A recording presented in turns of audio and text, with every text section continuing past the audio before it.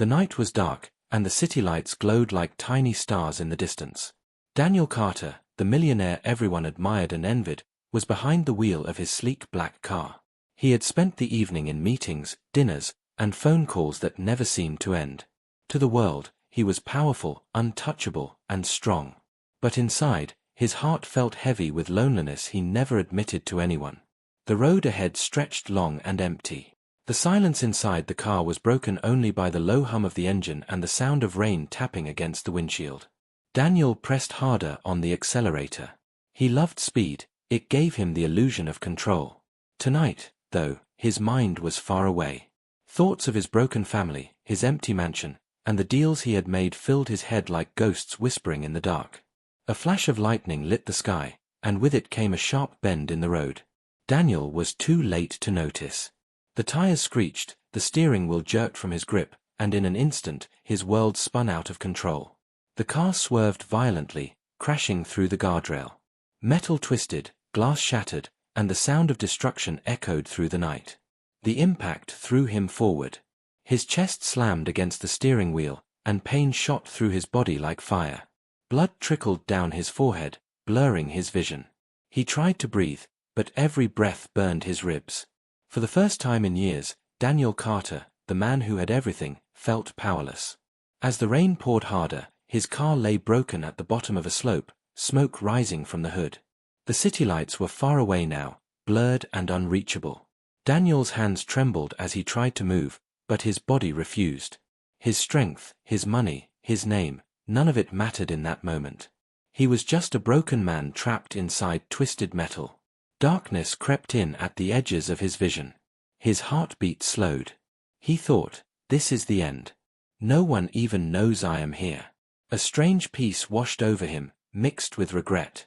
Regret for the words he never said, the people he lost, the life he wasted chasing power. Then, through the rain and haze, he saw something. A figure. Someone was running down the slope toward him. At first, he thought it was an illusion, a trick of his fading mind. But no, the footsteps splashed in the mud, real and urgent. The shadow came closer, pushing aside the rain. Daniel blinked, struggling to stay awake. He saw small hands trying to open the broken car door. A voice, soft but determined, called out, "Hold on. Don't close your eyes. I'll get you out." With one final burst of strength, the stranger forced the door open. Cold rain rushed in. Daniel felt himself being pulled, dragged out of the wreckage by arms much weaker than his own, yet filled with surprising strength. The ground was wet and cold beneath him, but he was free from the broken cage of metal. He tried to speak, but only a whisper escaped his lips. Why are you helping me?" The shadow leaned over him, placing a trembling hand on his chest to check his breathing. The face was blurry in his fading vision. He could barely see, but he noticed something, eyes filled not with fear, but with courage. "You're going to live," the voice said firmly. "I won't let you die here." Those words echoed in his mind as the darkness finally swallowed him. The storm raged above, the car lay broken behind him, and Daniel Carter, the man who once believed he controlled everything, was now at the mercy of a stranger. Somewhere in the distance, sirens cried faintly. But in his heart, a single thought remained before unconsciousness claimed him: who saved me? And why? It was a question that would change his life forever. The first thing Daniel felt was pain. His body ached as if every bone was broken, and his chest rose and fell with effort. Slowly, his eyes opened. The ceiling above him was not the polished marble of his mansion, not the bright white of a hospital. It was wooden, old, with cracks running through it. The smell of herbs and faint smoke filled the air. Confusion struck him. Where was he? He tried to sit up, but sharp pain shot through his ribs. A soft voice quickly stopped him. "Don't move. You're still hurt." Daniel turned his head and saw her. A woman, simple in appearance, stood by his side. Her clothes were plain, her hair tied back loosely, her face tired yet gentle. She carried a bowl of water and a cloth in her hands. Her eyes met his for just a moment before she looked away, as though she didn't belong near someone like him. "You're awake," she said quietly, almost as if speaking to herself. Daniel's throat was dry. His voice came out weak and rough. Where am I?" The woman dipped the cloth in water and gently placed it on his forehead. "You're safe. You had an accident. I brought you here." Her words echoed in his mind. "I brought you here." Daniel blinked. He couldn't remember much after the crash, only the shadow, the voice, the feeling of being pulled out of the car. Now, seeing her, he realized she was the one. This simple woman had dragged him away from death. But why? He coughed slightly, trying to gather strength. "Why didn't you take me to a hospital?" She paused, her hand still pressing the cloth on his head. Her eyes dropped. I couldn't. You were bleeding too much. The hospital is far, and you might not have made it. So I did what I could here." Daniel looked around again. The room was small, the walls faded, the furniture old but clean. It was nothing like the world he knew, no gold, no luxury, no endless comfort. Yet here he was, alive. Before he could say anything more, a little laugh broke the silence. A child peeked from behind the doorway. A girl, no older than 6, her hair messy and her eyes bright with curiosity. She ran forward before the woman could stop her. "Mama, he's awake," the girl shouted, her voice full of excitement. The woman gently pulled her back. "Emma, don't be loud. He's still weak." But the child slipped free and stood by Daniel's bed, her small hands resting on the edge. She looked at him with wide eyes. "You almost died, didn't you? But Mama saved you." Daniel stared at her. There was something about the innocence in her voice, the simple truth in her words, that hit him harder than the accident itself. He tried to smile, though his lips trembled. "Yes, your Mama saved me." The little girl beamed proudly. "She always helps people. Even when she has nothing, she helps." Her words cut deeper than she realized. Daniel glanced at the woman, who looked away quickly, almost embarrassed. Silence filled the room for a moment, broken only by the crackle of a small fire in the corner. Daniel's mind raced. He, a millionaire, saved not by doctors or bodyguards, but by a stranger living in simplicity. He wanted to ask her name, her story, why she would risk her own safety to help him. But his strength gave out again, and his eyes grew heavy. Before he slipped back into sleep, he whispered, "Who are you?" The woman hesitated, then finally answered in a voice so soft he almost didn't hear it. "Just someone who couldn't leave you to die." Those words lingered in the air as Daniel drifted into unconsciousness once more. The woman sat quietly by his side, watching his chest rise and fall, relief in her eyes. The child, Emma, leaned against her mother, whispering, "Mama, he looks lonely. Do you think he has anyone waiting for him?" The woman's face grew sad. She brushed her daughter's hair gently. "Maybe, maybe not." Outside, the rain had stopped. The storm had passed, but inside that small, fragile home, a storm of secrets and fate had only just begun. Days passed, and Daniel Carter remained in the small house. His body healed slowly, but his pride suffered even more.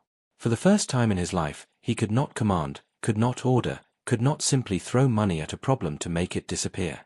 He had built an empire on control, yet here, lying on a rough bed with weak bones and broken strength, he was nothing more than a man. Each morning, the woman, whose name he finally learned was Anna, brought him warm broth or bread. Her daughter, Emma, would follow her like a shadow, always curious about the man who had suddenly entered their lives. "Why do you look so serious all the time?" Emma asked one morning, sitting cross-legged near his bed. Daniel raised an eyebrow. No one had ever dared to speak to him that way. In boardrooms, men feared him. In his mansion, silence ruled. But this little girl spoke to him as if he were no one special. "I suppose," he said slowly, "because I have many things on my mind." Emma tilted her head, her small fingers playing with the edge of the blanket. "Like what?" Daniel almost laughed at the innocence of the question. How could she understand contracts worth millions, business wars, betrayal, loneliness? Yet for some reason, he answered. "Like work, responsibilities, people depending on me." Emma thought for a moment, then shrugged. "Mama has responsibilities too. She works very hard. But she still smiles at me every day. Maybe you should smile more." Her words stung. No one had ever spoken to him so simply, so honestly. He turned his face away, hiding the strange heat rising in his chest. Anna entered the room then, carrying a small bowl. She gave her daughter a look that made the little girl scurry away, giggling. She placed the bowl on the table beside him. "Eat this. It will give you strength." Daniel frowned. "What is it?" "Soup," Anna replied flatly. He lifted the spoon, staring at the thin liquid. He was used to chefs preparing meals worth hundreds of dollars, served in silver dishes. This was plain, almost tasteless. But when he sipped, the warmth spread through him. He looked at Anna quietly. She had made this for him, with what little she had. For a moment, he felt something unfamiliar, gratitude. Yet his pride fought against it. "You don't have to do all this," he muttered. "I can pay you." Anna's expression hardened. "I didn't save you for money. Keep it." Her voice was firm, final. Daniel had spent his life buying loyalty, buying respect, even buying love. But here was a woman who wanted nothing from him. It unsettled him more than his broken ribs. That night, Daniel lay awake, listening to the sounds of the small house. Emma's soft laughter echoed from the other room, followed by Anna's gentle shushing. Their lives were simple, but full of something his mansion had never known, warmth. He thought about his glass-walled penthouse, silent and cold. The irony struck him. He had everything money could buy, yet nothing that truly mattered. The next morning, Daniel tried to stand. His legs trembled, and pain shot up his spine. Anna rushed forward. "You can't. You're not ready yet." "I need to walk," he insisted, his pride refusing to let him stay weak. She sighed but helped him steady himself. Her hand on his arm was firm, steadying. He hated how much he needed her help, yet deep down, he also felt safe. Emma clapped her hands. "Look. You're walking, like a baby taking first steps." Daniel glared, but Emma only laughed harder. Somehow, her laughter didn't annoy him, it softened something inside him. Later that day, as Daniel rested again, he overheard a conversation between mother and daughter in the kitchen. "Is he going to stay, Mama?" Emma whispered. "Only until he's strong enough," Anna replied gently. "Then he'll leave." Daniel closed his eyes. The truth in those words cut deep. He didn't belong here, and he knew it. Yet for reasons he could not explain, the thought of leaving that small house, that laughter, that warmth, it already hurt. For the first time in his life, Daniel Carter, the millionaire who once ruled over everything, realized he was stripped of power. And in that powerless state, he was beginning to see a life he never knew existed. But he also sensed something in Anna, a shadow behind her kindness, a sadness she tried to hide. A secret he could not yet name. And Daniel Carter was not a man who left mysteries unsolved. The days stretched into weeks, and Daniel found himself living a life he had never imagined. Gone were the glass walls of his penthouse, the endless meetings, the voices of assistants reminding him of his power. Instead, he woke each morning to the smell of bread baking in a small oven, the sound of Emma's laughter echoing through the house, and the quiet, steady presence of Anna. At first, he resisted. He told himself this was temporary. He told himself he would leave as soon as his body was strong enough. Yet, strangely, a part of him no longer wanted to rush. Each morning, Emma would run to his bedside. "Are you walking today?" she asked eagerly, as though cheering for him. Her little hands clapped when he took even a few steps across the room. "No one ever clapped for me before," Daniel said one morning with a small smile. Emma giggled. "That's silly. Grown-ups need claps too." Her words touched him more than he cared to admit. For years, his victories had been met with silence, cold handshakes, or forced smiles. But here, a child celebrated him as though he were the most important person in the world. Anna watched quietly from the corner. She rarely spoke more than necessary. She cooked, cleaned, and worked late into the night sewing clothes for neighbors to earn a little money. Daniel noticed how tired she looked sometimes, the way her shoulders slumped when she thought no one was watching. But whenever Emma turned to her, she smiled as though the weight of the world was nothing. One evening, as the rain tapped gently against the window, Daniel sat at the wooden table with them. It was the first time he had eaten with others in years. Anna placed a simple stew in front of him. He frowned at first, unused to such plain food. But after the first bite, he said quietly, "It tastes good."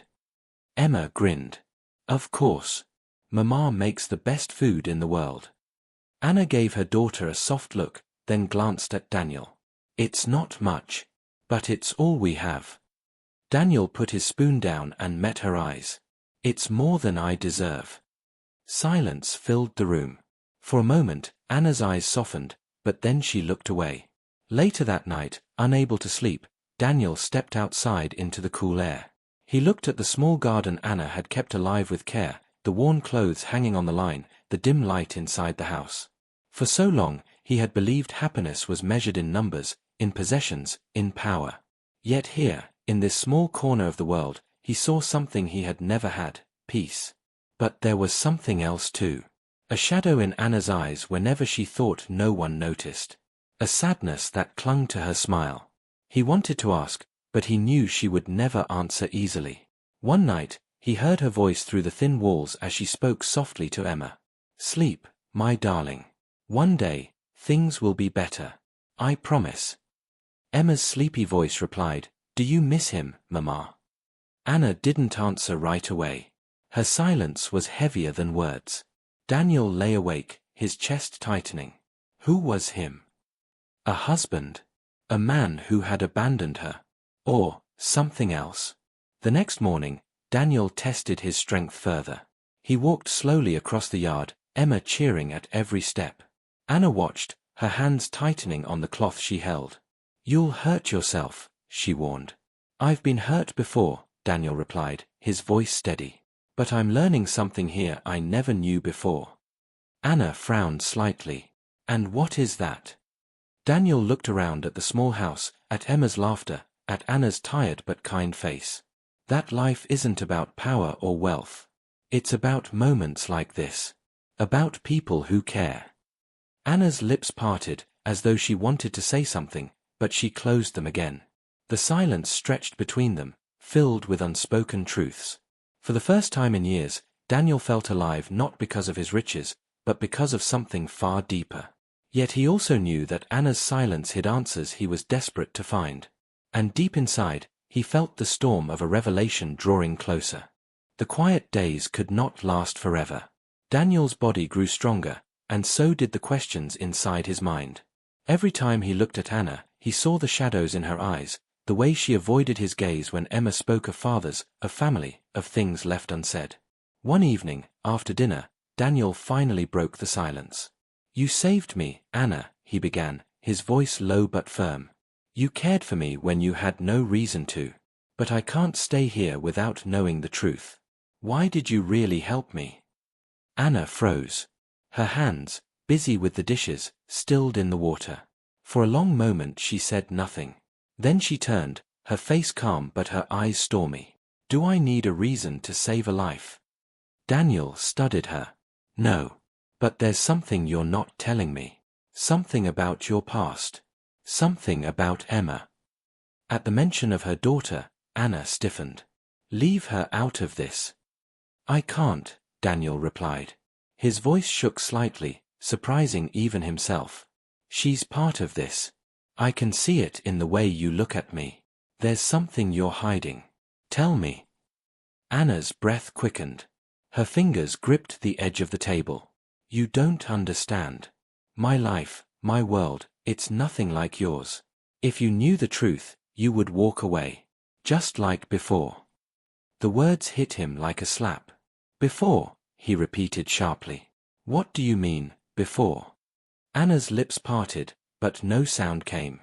Her face went pale. Daniel stepped closer, his eyes burning into hers. "Who are you to me, Anna?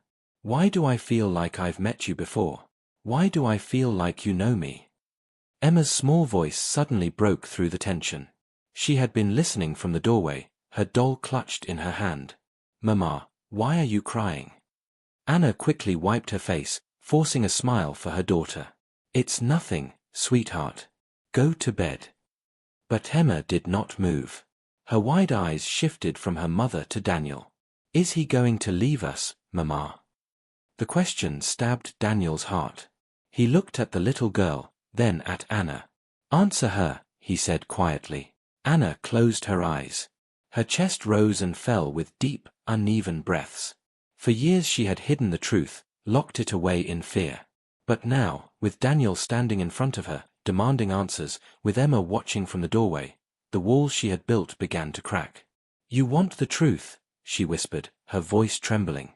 "Fine. I knew you once, Daniel. Long ago, before your world swallowed you. Before you forgot me." Daniel's mind reeled. Forgotten her. His memory blurred with faces of the past, brief moments of warmth buried under years of power and coldness. "Tell me everything," he said. Anna's hands shook as she pulled Emma close to her side. Tears welled in her eyes. "I tried to raise her alone. I tried to protect her from your world, from the pain of rejection. But fate brought you back to us." Daniel's breath caught. He stared at Emma, at the little girl's bright eyes, her familiar smile. The truth was standing before him, clear as daylight. Emma looked between them, her voice small but piercing. "Mama, is he my papa?" The room fell silent. The fire in the corner crackled softly. Daniel felt the ground shift beneath him, his entire world collapsing and rebuilding in a single heartbeat. Anna's tears finally spilled over. She cupped her daughter's face gently. "Yes, sweetheart. He is." Daniel's chest tightened. His knees felt weak. The empire he had built, the power he had chased, it all meant nothing compared to the 3 simple words that had just been spoken. He whispered, almost to himself, "My daughter." Emma's eyes lit up with wonder. She took a step toward him, hesitant at first, then bolder. "Papa." Daniel's vision blurred with tears he never thought he could shed. Slowly, he knelt, opening his arms. "Yes, Emma. I'm your papa." The little girl rushed into his embrace, and for the first time in his life, Daniel Carter, the man who had everything, felt whole. But as he held his daughter, as Anna watched with tears streaming down her face, one thought echoed in his mind. Why did she keep this from me? Why did she disappear? The confrontation was not over. The revelation was only the beginning. The room was silent except for the sound of Emma's soft breathing as she rested in Daniel's arms. She had fallen asleep quickly, her small head on his shoulder, her tiny hands clutching his shirt as though she had found something she had been missing all her life. Daniel held her close, his heart racing. A million questions burned inside him, but one truth was clear: this child was his daughter. The thought both shook and healed him at the same time. He looked up at Anna, who stood by the table, her hands gripping the edge for support. Tears glistened on her cheeks, her face pale and filled with fear. "Why?" Daniel finally asked, his voice quiet but filled with pain. "Why didn't you tell me?" Anna looked away, unable to meet his eyes. "Because your world is not ours," she whispered. "You live in power, in money, in control. I live in shadows, in struggles you could never imagine. I wanted to protect her, from you, from your family, from the pain of being unwanted." Her words stabbed him. He rose slowly, still holding Emma, careful not to wake her. "Protect her? You think keeping her from her father protected her?" His voice trembled, more from heartbreak than anger. "Do you know what I lost? 6 years of her life. Her first word, her first step, her laughter. You kept all of that from me." Anna's lips quivered. "And what about me, Daniel? Do you know what I lived through? Do you know how hard it was to raise her alone, to give her everything when I had nothing? Do you know how many nights I cried because I thought you would never care?" Her voice broke. She turned away, covering her face with her hands. Daniel's chest tightened. He wanted to be angry, but instead, he felt a deep ache of regret. He stepped closer, lowering his voice. "I would have cared, Anna. I may have been blind back then, chasing things that didn't matter, but I would never have turned away from her." Anna's shoulders shook with silent sobs. For years, she had carried this burden alone, believing she was doing what was best. And now, faced with the truth, she felt exposed and fragile. Daniel gently placed Emma on the bed, tucking the blanket around her. Then he turned back to Anna. His eyes, usually sharp and commanding, were now soft, filled with emotions he rarely allowed himself to feel. "You saved me, Anna," he said quietly. Not just from the accident, but from myself. You showed me a life I never knew, a love I never felt. And now, you gave me the greatest gift of all. My daughter. Anna looked at him, her tears still falling, her heart torn between fear and hope. What happens now, Daniel? You'll leave, won't you? You'll go back to your world and take her from me. Daniel shook his head firmly. No, I won't take her from you. She needs both of us. And I need both of you. I thought my accident ended my life, but it actually gave me one. His words hung in the air, heavy and powerful. Anna stared at him, searching his face for truth. For once, she saw no mask of pride, no coldness of power, only a man broken open, desperate for love, desperate for the family he had been denied. Slowly, she stepped toward him. Her hands trembled as she spoke. Do you mean it? After everything, do you really want us? Daniel reached for her hand, his touch gentle but steady. More than anything. No more lies. No more hiding. I want to build a life with you, with both of you. I don't care about money, or society, or what people will say. All I care about is this. For the first time in years, Anna allowed herself to believe in hope. She closed her eyes and let his hand hold hers, her heart finally breaking free of the fear that had chained her. Emma stirred on the bed, her sleepy voice breaking the silence. Mama. Papa. Are we together now? Both adults turned to her, their hands still joined. Tears filled their eyes. Yes, sweetheart, Anna whispered, brushing her daughter's hair gently. We're together now. Daniel bent down, pressing his forehead against his daughter's. His voice was soft, filled with a promise that came from the deepest part of his soul.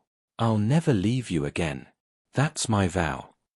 The three of them sat close, the storm outside finally clearing, the air calm and filled with a new kind of light. The mansion, the empire, the wealth, all of it felt distant and meaningless. Here, in this small, fragile home, Daniel Carter had found what he had been searching for all his life. A family. A love worth fighting for. A second chance.